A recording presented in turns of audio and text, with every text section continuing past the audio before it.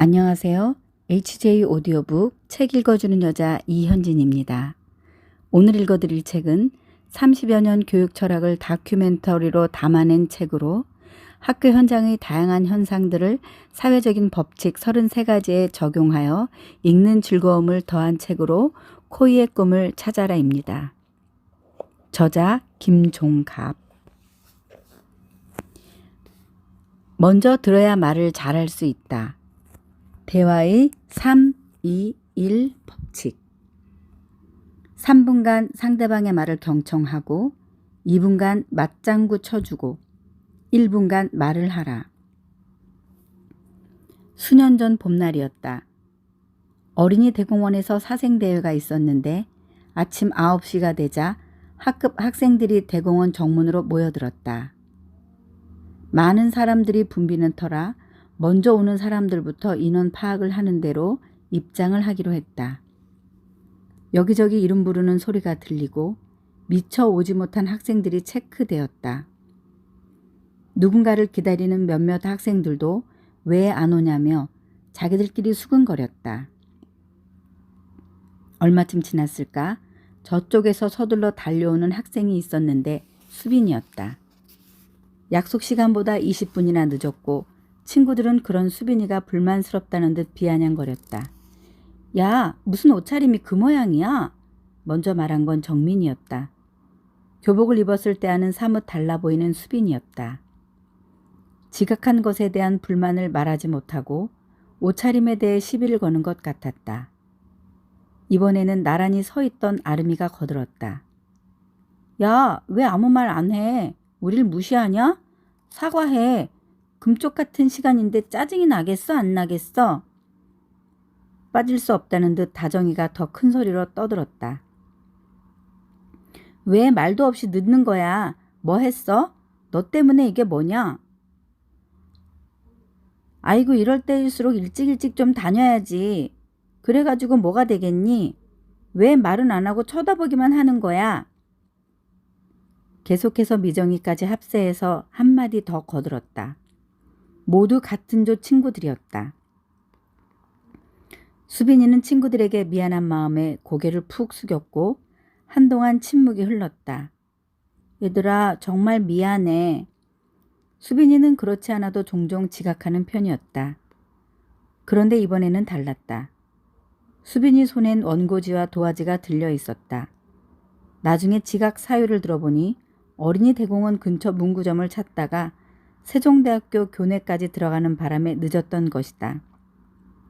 친구들이 원고지와 도화지를 준비하다가 늦었으니 이 상황에 무슨 말이 나오겠는가.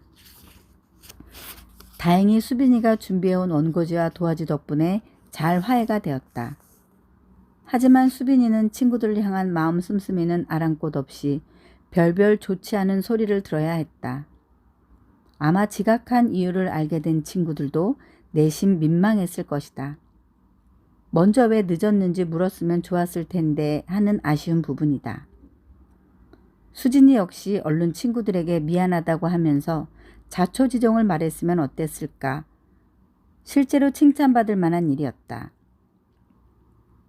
수빈이와 친구들은 더 이상 불필요한 감정 싸움을 하지 않았고 그 상황은 잘 종료되었다.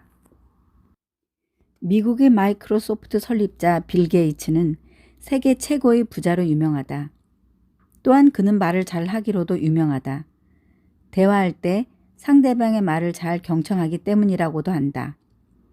말을 잘 들어주고 맞장구 쳐줄 때 대화가 진전되고 친근한 관계로 발전될 수 있다. 그의 대화법은 really, excellent, and then what happened? 이라고 한다. 대화는 321 법칙이 있다.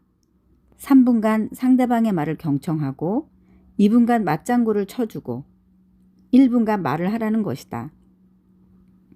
1분간 내가 이야기했다면 2분간 상대방의 이야기를 들어주고 그 시간 동안 3번 이상 눈을 맞춰서 공감하라는 것이다. 말이 많은 사람과 말을 잘하는 사람이 있다. 여러 사람과 대화를 나누는 경우 자기 말만 계속하는 사람이 있다. 또 다른 사람의 말에 끼어들어 자기가 주도하려는 사람도 있다. 반면 들어주는 사람도 있다. 때로는 그 사정을 들어주는 것만으로도 위안이 된다. 2번 듣고 3번 공감하는 마음의 자세가 소통과 화합의 열쇠이기도 하다. 공감적 경청, 상대방의 말을 할 때 적극적인 반응을 보이고 상대방 입장에서 함께 생각하고 이야기하는 것이다. 이것을 학교에 대입해 보자. 이제 막 교실로 들어오는 학생을 어떻게 대할 것인가? 등교 시간에 유난히 표정이 어둡다면 어떻게 할 것인가? 오늘 기분이 좀 나쁘구나. 기분이 왜 그런지 이야기해 주겠니? 등의 질문을 하면서 다가가면 좋겠다. 또는 말 못할 사정이 있구나. 지금은 힘들지? 나중에 말해줘도 괜찮아. 라고 하면서 대화로 이끌 수 있을 것이다. 신학기라서 서로 낯설더라도 마찬가지이다. 기분이 어떠냐고 물어도 아무 대답이 없다면 다그쳐서는 안 된다. 대답하지 않아도 괜찮다거나 나중에 말해도 된다고 해줄 필요가 있다. 그렇지 않아도 지각해서 조마조마한데 맨날 지각이야? 쯧쯧이라고 했다면 반성보다 반감이 깃든다. 맨날 지각? 지난달에 4번, 이번 달에 2번 지각했는데 맨날 지각이라니 라고 대들고 싶을지도 모른다. 학생들끼리 다툴 때도 곧바로 교사가 개입하는 것이 옳은지 숙고해야 한다. 상황 파악에 급급하거나 교사가 주도해서 결론을 내린다면 2차적인 문제가 발생할 수도 있다. 보다 바람직한 방법은 다툰 아이들에게 질문하는 것이다. 이럴 때 대화법이 중요하다. 대뜸 너 화났어? 지금 속상해? 라고 물었는데 학생이 아니라고 대답했다면 대화는 그대로 멈추고 만다. 그렇다면 어떻게 할 것인가? 심리상담의 권위자 존 앨런 박사는 고통스러운 경험을 한 사람들의 외상을 치유하기 위해서는 정서를 억누르기보다 더 많이 느끼고 표현하며 개발해야 한다고 말한다. 사춘기의 아이들은 특히 자신의 상태를 객관적으로 균형 있게 드러내지 못한다. 감정에 따라 과잉 표현하거나 생각과는 다른 말을 하기도 한다. 그래서 교사로서 학생의 말을 들어주는 일에 끈기가 필요하다. 기다리면서 경청해야 공감할 수 있다. 커뮤니케이션 방법 중 나 전달법과 너 전달법이 있다. 이는 심리학자 토머스 고든이 어린이 놀이 치료를 하면서 만든 용어다. 나 전달법은 자기 표현을 함으로써 어떠한 상황에 놓이고 어떻게 영향받았는지를 상대방에게 전달할 뿐 아니라 말하는 자신도 상황을 차분히 정리할 수 있다. 나 전달법은 진전성 있게 의사 표현하는 방법으로 인정되고 있으며 건강하고 감정을 표현할 수 있다. 느낌이나 감정이 모두 자신에게 비롯되었음을 알고 그 책임을 진다는 의미이다.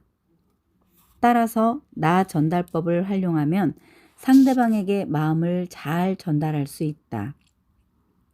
예를 들어, 이 문제를 의논하러 와서 참 좋구나. 내 얘기에 아무런 반응 없이 쳐다만 보니까 무시당하는 기분이야. 내 생각엔 공부도 하면서 영화도 보면 좋겠구나. 나는 내가 약속 시간에 늦게 와서 기분이 별로야. 와 같이 감정을 표현하는 것이다.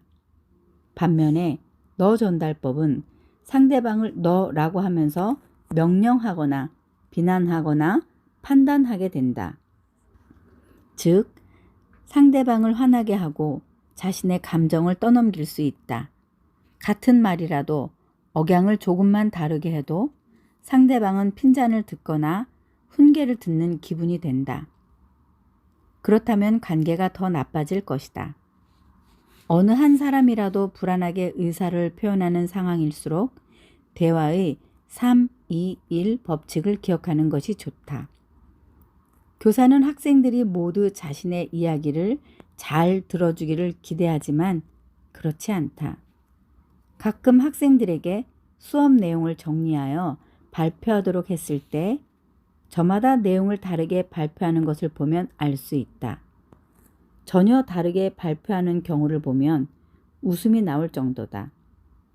말하기의 첫 단계는 경청이라는 것을 확인할 수 있다.